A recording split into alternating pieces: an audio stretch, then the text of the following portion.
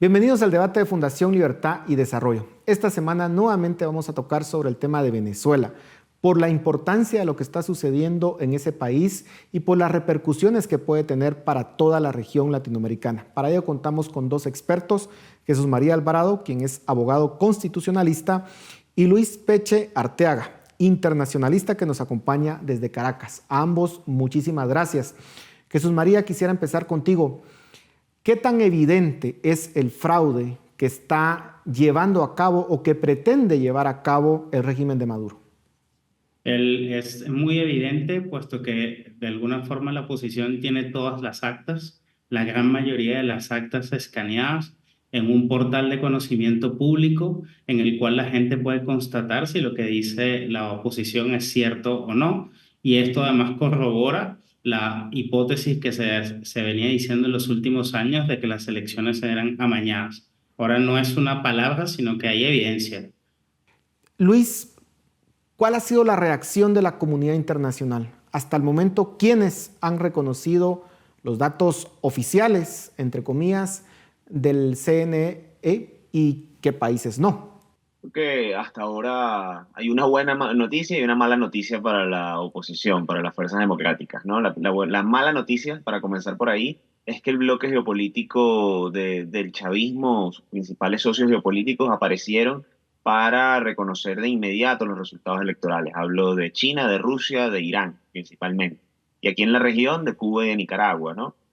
Sin embargo, la buena noticia, que es una muy buena noticia, es que hay una coalición de países que trascienden el espectro ideológico y que en este momento están clamando por un mensaje que es bastante sencillo, que es muestren los resultados electorales.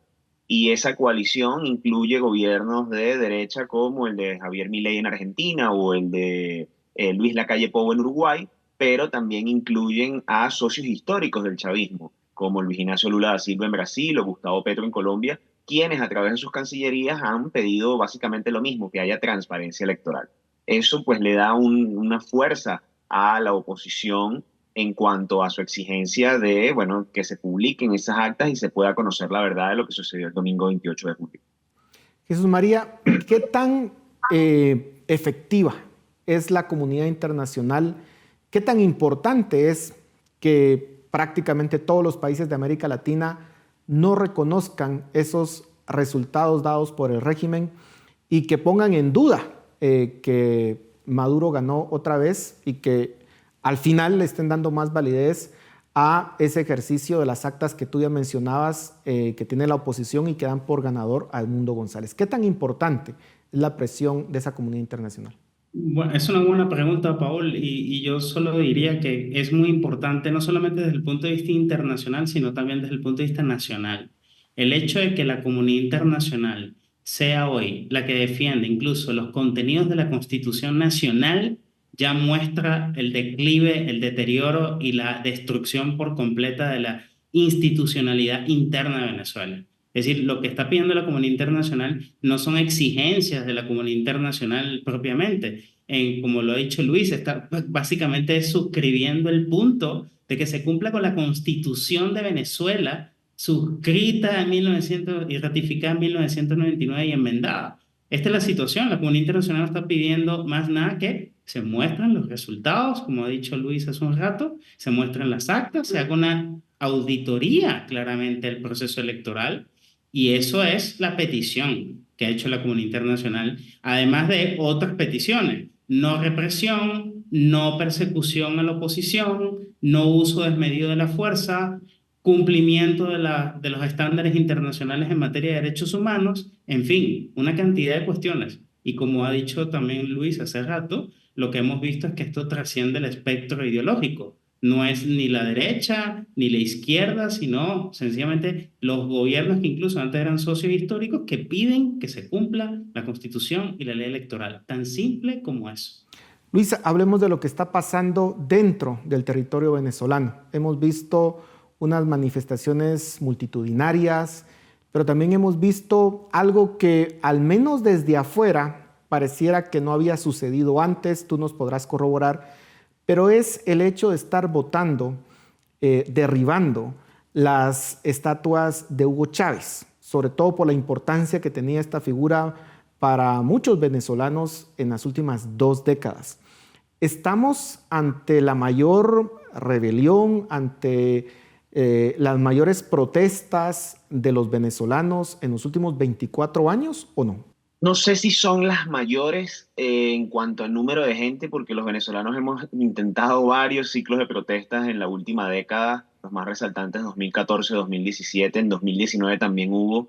Lo que sí pudiese decirte es que muy probablemente son los más generalizados en todo el país. En cuanto al hecho de, bueno, es un hecho político muy significativo la victoria opositora en la magnitud que se dio según las actas reveladas por los testigos opositores, bueno, que estuvieron a pie de urna revisando esos cómputos y que, bueno, muy valientemente lograron resguardar esas actas y tenerlas para subirlas a la página web desde donde están disponibles los resultados.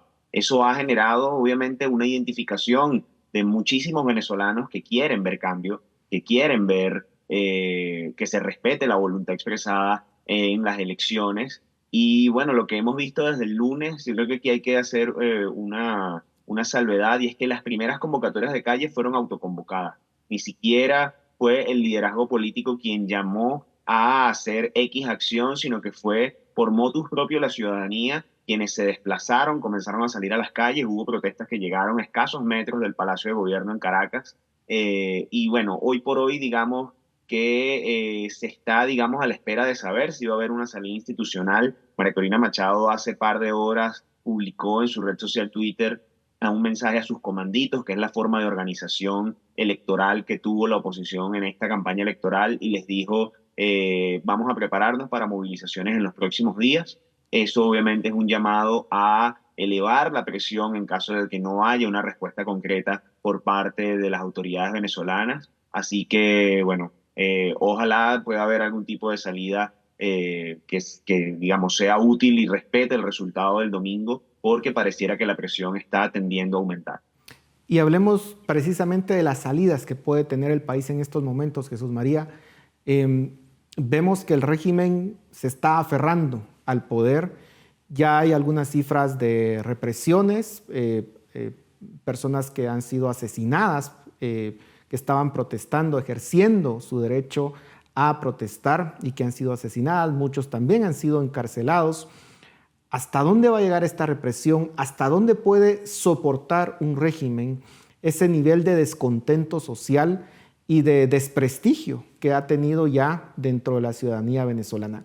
¿Cuál es tu perspectiva? ¿Hacia dónde va Venezuela en este momento? Es una situación muy compleja y yo la describiría de la siguiente manera. Por muchos años, el gobierno construyó el relato de que esto era básicamente un conflicto entre derecha e izquierda, o básicamente sectores progresistas revolucionarios versus la derecha fascista, y todos los epítetos que en los últimos 25 años le han puesto a todo aquel que disienta y advierta que el proceso desde el 1999 para acá ha sido de una constante violación a la Constitución que ellos mismos dictaron. Esto es la primera cuestión.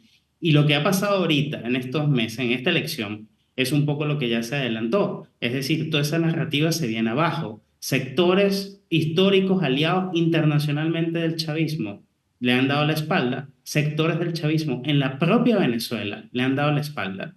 Y en medio de esos sectores populares han abrazado las ideas de la libertad y la democracia. Y entonces, si es cierto lo que dicen las actas, y no tengo por qué no negarlas porque están allí públicas, a menos que el CNE las desmiente y saque otras, y que esas otras sean avaladas por la comunidad internacional y por los expertos electorales, y lo que entonces vimos fue una avalancha de votos en su contra, entonces es una minoría aferrada al poder que está deseosa de mantenerse en el poder a toda costa.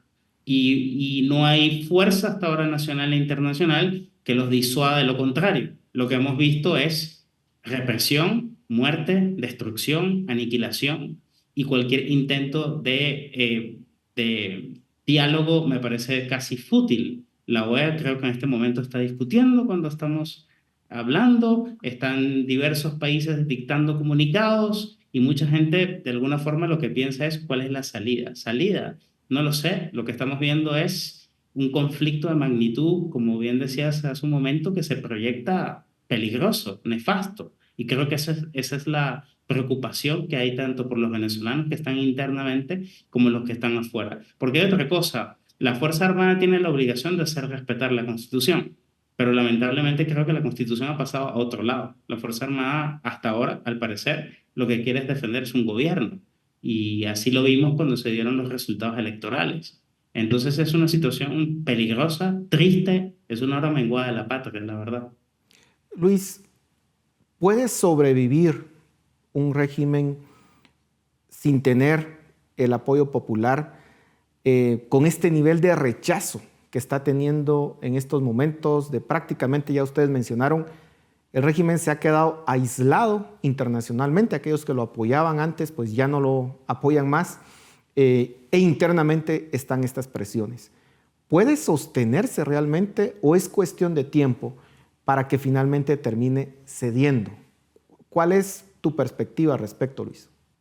Para mí es un punto de no retorno para el movimiento chavista, en el sentido de que ellos acaban de perder en las últimas horas la última narrativa popular que les quedaba, en el sentido de que ellos eran un movimiento que defendían muchísimo esta narrativa de decir, nosotros de 30 procesos electorales hemos ganado 28, nosotros somos un movimiento de base popular, etcétera, y en este momento no es solamente la derrota, sino la no admisión de la misma y la búsqueda de forjar la verdad de lo sucedido el domingo, ¿no?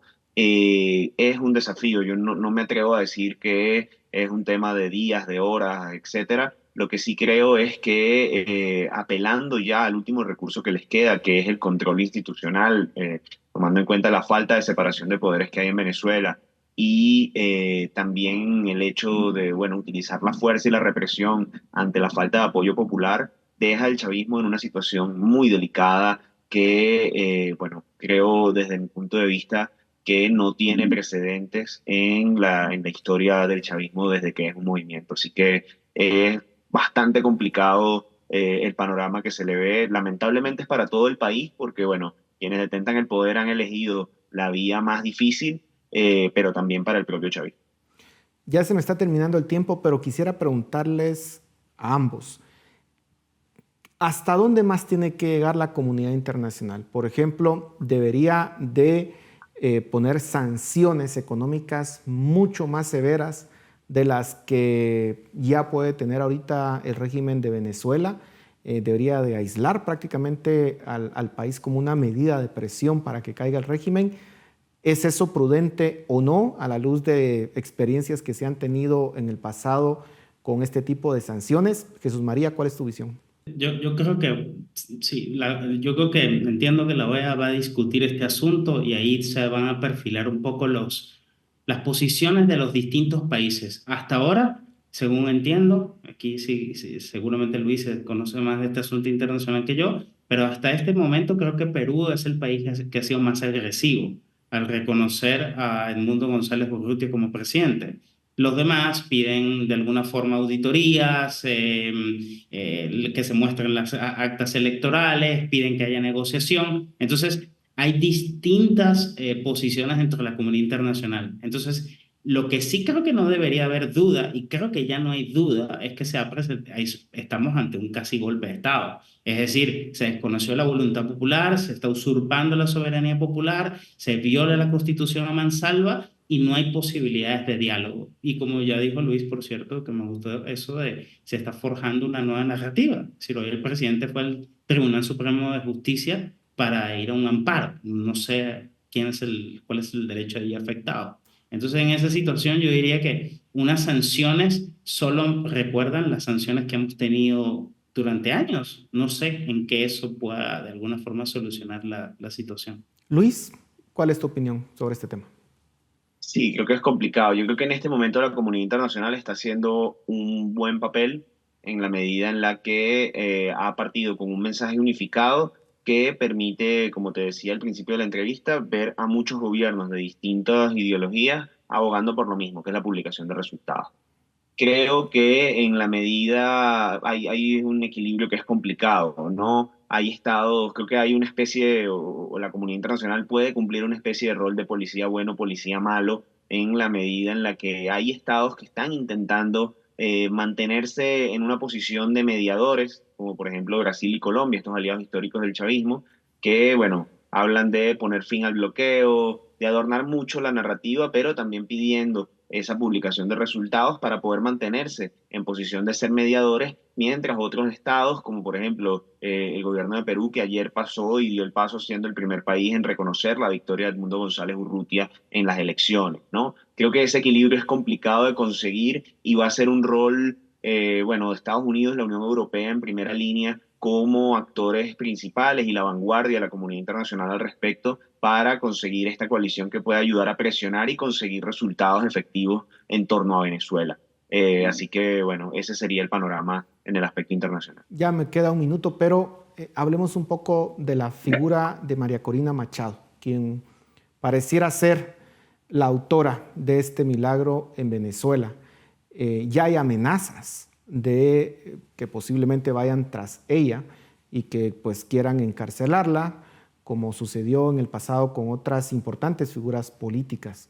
¿Qué pasaría si el régimen se anima, digamos, osa encarcelar a María Corina Machado y al presidente electo de Venezuela, Edmundo González? Jesús María, brevemente. Dada la situación, no lo descarto, pero eso sería de alguna forma casi la guinda en el pastel.